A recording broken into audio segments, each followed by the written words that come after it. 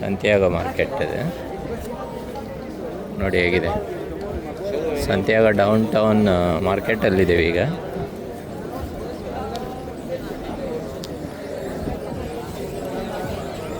ಬೆಂಗಳೂರಲ್ಲಿ Majestic market ಇರ್ತಾವಲ್ಲ ಆ ಥರ ಇದೆ.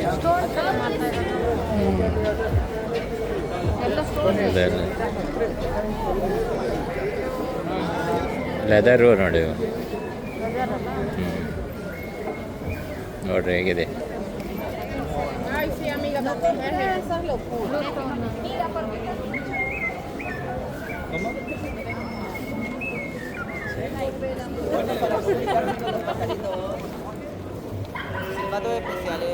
ಅದೇನ ಅದು